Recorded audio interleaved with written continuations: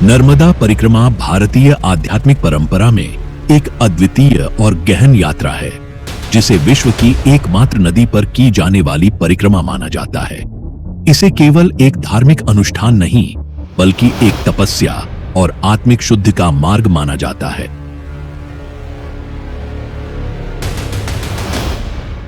नर्मदा बहती जाए,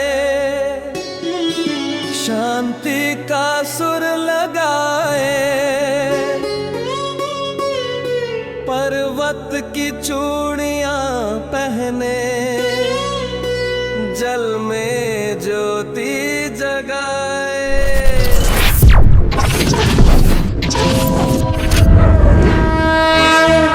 वयं राष्ट्रे जागृयाम पुरोहितः। हम राष्ट्र आराधक भारतवर्ष को जागृत और जीवंत बनाएं।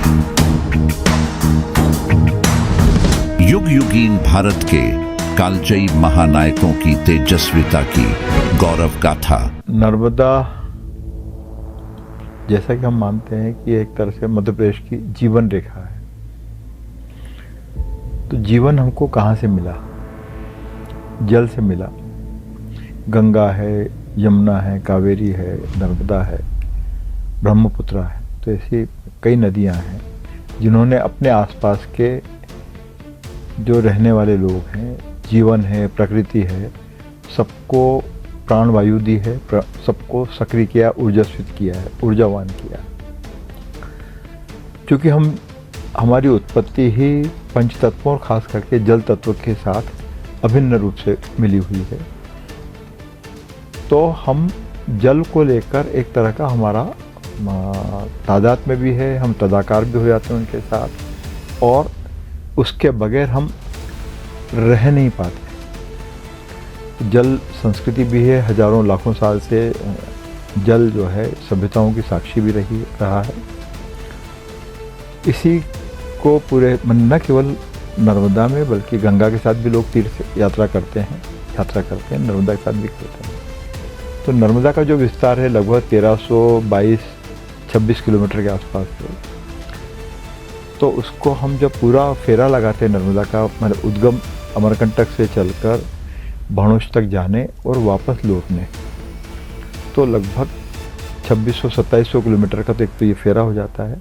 कई बार इससे ज़्यादा भी लोग करते हैं, वाहनों से जो जाते हैं, जिनके पास जैसे साधनों पर अक्सर लोग पैदल जाना पसंद करते हैं, क्योंकि उसमें जो नर्मदा के तट पर जो मंदिर मिलते हैं उनके सबके अपनी अपनी परंपरा है, उनके सबके अपने अपने आख्यान हैं, तो उसके साथ भी वो साक्षात्कार करके उससे ऊर्जा प्राप्त करने का तीर्थयात्री प्रयास करते हैं।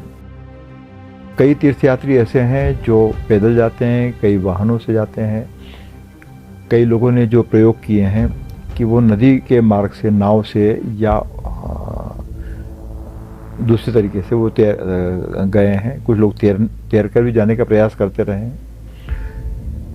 और कई बार ये भी हुआ कि यदि आपके लिए संभव नहीं है कि नर्मदा के पूरे पथ की यात्रा कर सकें, क्योंकि कई बार आप साल भर में भी कर पाते हैं, कई बार आपको 3 साल भी लगते हैं, कई बार कुछ कम समय लगता है, लेकिन 6-8 महीने से कम का समय लगता नहीं।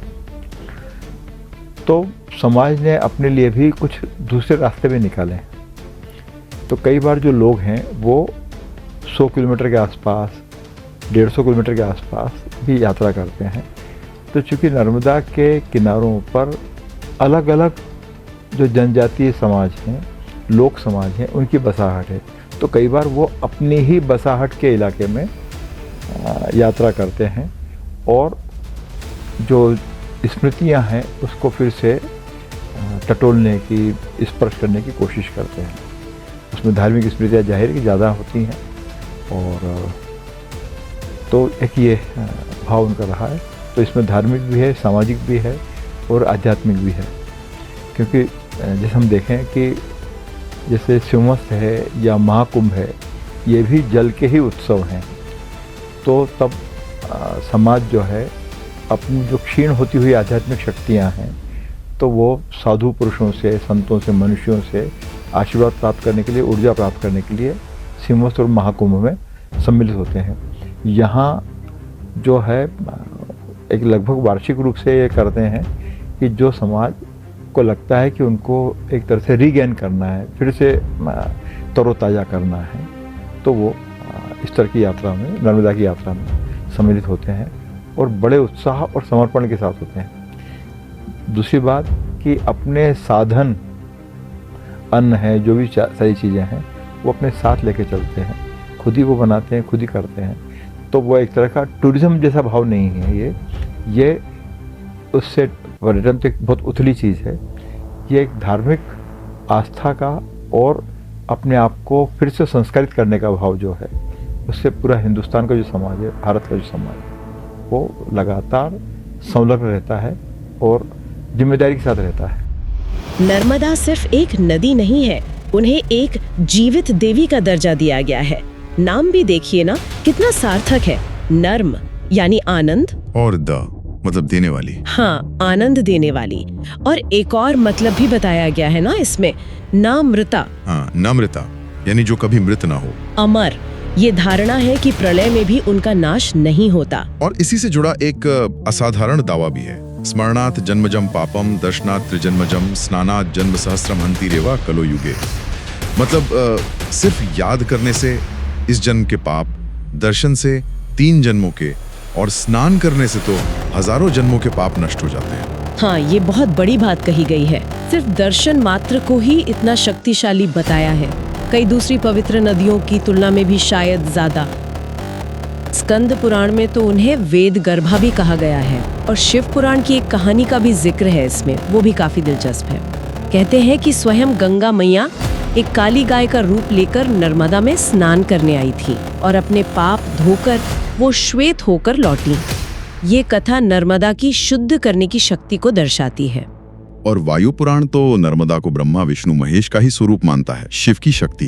प्रलयेषु नम्रता सा नर्मदा, प्रलय में भी वो नष्ट नहीं होती। इसी दिव्यता और अमरता से जुड़ी है वो अनोखी परंपरा नर्मदा परिक्रमा। ये भारत की अकेली ऐसी प्रमुख नदी है जिसकी इस तरह पूरी परिक्रमा होती है। पारंपरिक नर्मदा परिक्रमा अमरकंटक नदी के उद्गम से आरंभ मानी जाती है। तीर्थयात्री अमरकंटक के नर्मदा मंदिर में पूजन करके दक्षिणी तट की ओर पैदल यात्रा शुरू करते हैं। पश्चिम दिशा की ओर मध्य प्रदेश और गुजरात से होते हुए नर्मदा सागर के खंभात की खाड़ी अरब सागर में मिलती है, जहां भरूच, गुजरात के निकट नदी का विशाल संगम होता है।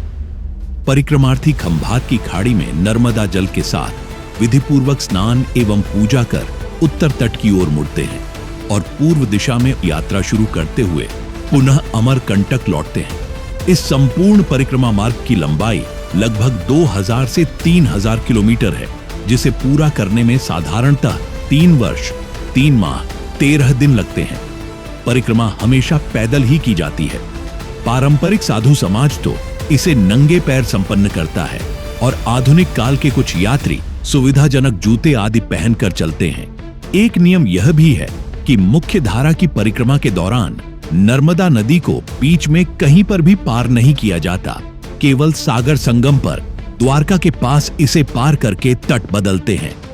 परिक्रमा हमेशा दक्षिणी तट से नदी को दाहिनी ओर रखते हुए सागर तक जाने और फिर उत्तरी तट से नदी को बाईं ओर रखते हुए लौटने की पारंपरिक विधि से की जाती है।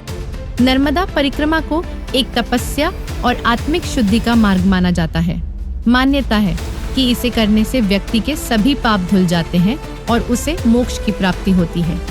यह जीवन के नए रहस्य उद्घाटित करती है और लाखों सालों के आशीर्वाद को प्राप्त करने का माध्यम है। नर्मदा परिक्रमा की अद्वितीयता और इसे तपस्या के रूप में देखने की प्रवृत्ति यह दर्शाती है कि यह केवल एक धार्मिक अनुष्ठान नहीं, बल्कि एक गहन परिवर्तनकारी आध्यात्मिक प्रक्रिया है।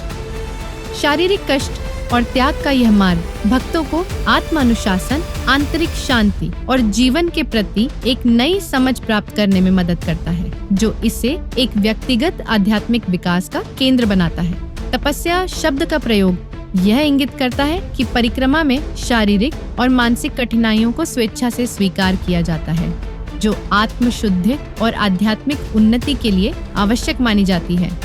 अन्य नदियों में स्नान या दर्शन से पुण्य की अवधारणा के विपरीत नर्मदा परिक्रमा में चलना, त्याग करना, दान न लेना, भिक्षा पर निर्वाह और नियमों का पालन करना, नदी पार न करना शामिल है। यह सक्रिय भागीदारी और व्यक्तिगत बलिदान की मांग करता है। इस प्रक्रिया से गुजरने वाले यात्रियों के अनुभव जैसे भय पर विजय, नई समझ, निडरता बताते हैं कि यह यात्रा केवल बाहरी नहीं बल्कि एक आंतरिक परिवर्तनकारी प्रक्रिया है। यह शारीरिक कष्ट को आध्यात्मिक लाभ से जोड़ता है, जिससे परिक्रमा एक व्यक्तिगत साधना बन जाती है जो जीवन के प्रति एक गहरा और स्थायी परिवर्तन लाती है। नर्मदा परिक्रमा भारतीय आध्यात्मिकता में तप की अवधारणा का एक जीवंत उदाहरण है, जहां भौतिक चुनौतियों का सामना करके आत्मा का उत्थान किया जाता है, जिससे यह एक अद्वितीय और गहन आध्यात्मिक यात्रा बन जाती है। प्रातः ब्रह्म मुहूर्त में परिक्रमावासी उठकर नर्मदा स्नान या आचमन करते हैं। ओम नमः शिवाय एवं ओम नर्मदायै नमः जैसे मंत्रों का जप करते हैं।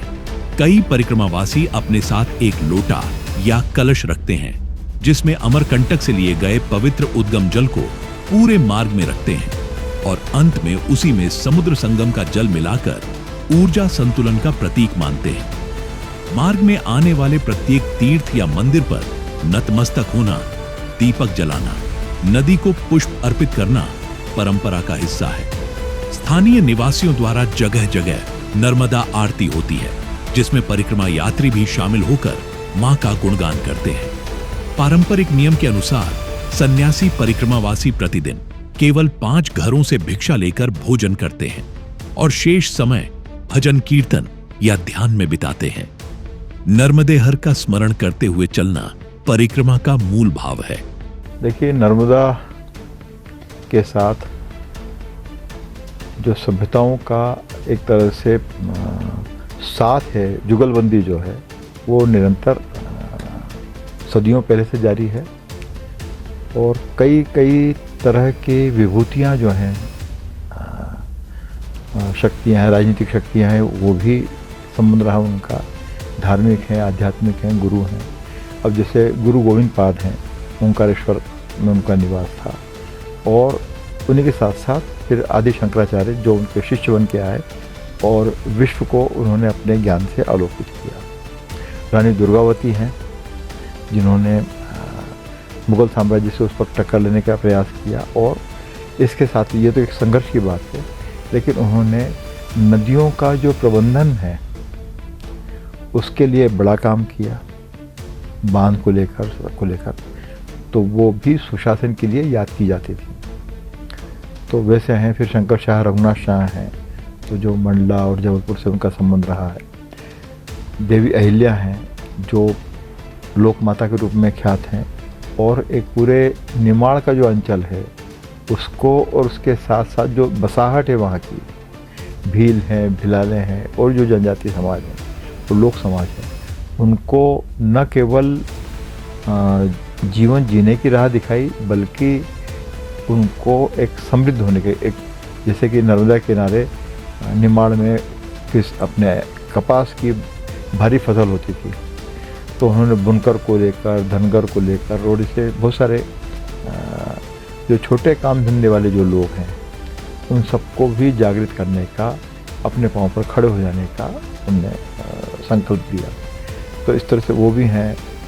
शंकर शाह, रघुनाथ शाह की बात हुई। इसके अलावा नर्मदा के साथ साथ क्रांति का भी बड़ा संबंध रहा है। जैसे टंट्या भील हैं, उनका एक संबंध रहा है, भीमा नायक उनका संबंध रहा है। तो ऐसे कई परंपरा में मिल जाएंगे हमको। और जैसे कि जब आदि शंकराचार्य आते हैं नर्मदा के किनारे महेश्वर में, जो उनका शास्त्रार्थ होता है, तो मंडन मिश्र हैं, भारतीय मिश्र हैं, जो उनसे एक तरह से दर्शन को लेकर टर्निंग पॉइंट के रूप में उनकी चर्चा हुई है और बहुत ही यादगार शास्त्रार्थ उनका रहा है। तो ऐसे कई तरह के बहुत सारे आश्रम हैं, शंकराचार्य से संबंधित भी हैं, फिर गोटेश्वर नरसिंहपुर है, तो कई जगह हमको मिल जाते हैं। और चित्रकार हैं, गायक हैं। अब अपने अलाउद्दीन खान साहब रहने वाले तो मैहर में थे वो, बंगाल से आए थे, लेकिन आज भी वो जो है विश्व ख्याति के कलाकार रहे।